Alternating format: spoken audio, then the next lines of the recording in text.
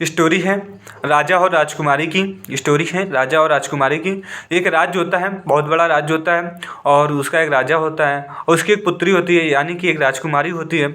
और राजा इस समय बहुत चिंता में था, क्योंकि राजकुमारी की शादी की उम्र हो चुकी थी और उसकी शादी को लेकर के राजा बहुत चिंतित रहता था।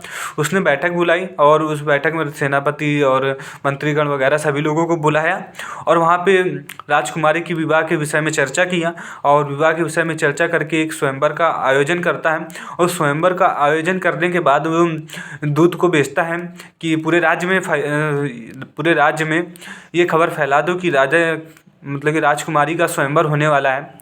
राजकुमारी का स्वयंवर होने वाला है और उसकी कंडीशन ये है कि ये जो पास में ही एक नदी है, उस नदी को जो पार करेगा उसी की शादी राजकुमारी से होगी और पूरा राजपाट उसी का और धन दौलत जो भी है सब कुछ उसी का होगा। अब सभी लोग तैयार, जितने भी लोग थे सभी लोग तैयार। जिनकी शादी हो भी चुकी है वो भी तैयार, जिनकी नहीं भी हुई है वो भी तैयार, सभी लोग तैयार। अब धन दौलत की बात है, राजपाट मिल जाएगा तो शादी भी हो चुकी है तो क्या दोबारा हो जाएगी, राजकुमारी भी दूसरी मिल जाएगी। तो सभी लोग तैयार होते हैं और तैयार होकर उस नदी के पास पहुँचते हैं। अब राजा लोग आते हैं, मंत्री लोग आते हैं वहाँ पे स्वयंवर के समय पे वहाँ पे सभी लोग रहते हैं। अब राजा देख रहा होता है कि यार यहाँ पे तो बहुत सारे लोग हैं, अब यार किससे किससे शादी की जाएगी इन लोगों की। तो मंत्री होता है, मंत्री चालाक होता है। अब मंत्री सभी लोगों को विवाह की वो स्वयंवर की कंडीशन बताता है कि स्वयंवर की कंडीशन क्या है। और मंत्री बोलता है कि ये नदी है, इस नदी को जो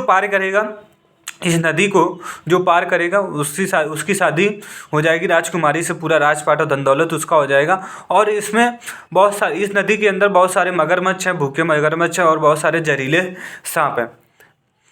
अब जो इस नदी को पार कर जाएगा उसकी शादी हो जाएगी राजकुमारी से।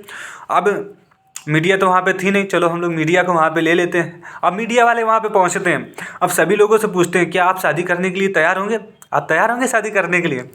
तो ऐसे ही सभी लोगों से पूछते हैं कि आप शादी करने के लिए तैयार होंगे। ऐसे ही पूछ रहे थे कि शादी करने के लिए आप तैयार होंगे, और ऐसे ही अचानक से एक छपाक से आवाज़ आती है। और कुछ समय बाद क्या होता है कि एक इंसान होता है जो नदी पार कर चुका होता है और वहाँ पे मीडिया वाले पहुँचते हैं और मीडिया वाले उससे पूछते हैं कि तुमने तो नदी पार कर ली और नदी पार कर ली, अब राजकुमारी से शादी आपकी होगी, पूरा राजपाट आपका, धन दौलत आपका, राजकुमारी आपकी, आपको कैसा लग रहा है।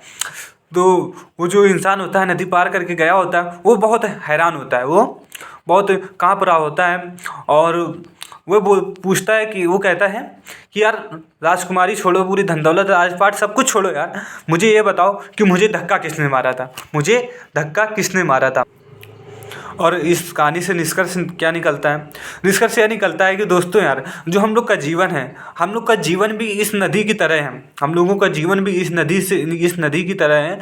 तो अपने लक्ष्य की ओर, जो भी हम लोग का लक्ष्य है, उस लक्ष्य को लेकर के उस लक्ष्य को पाने के लिए मेहनत करिए और प्रयास करते रहिए और एक दिन ज़रूर सफल होंगे।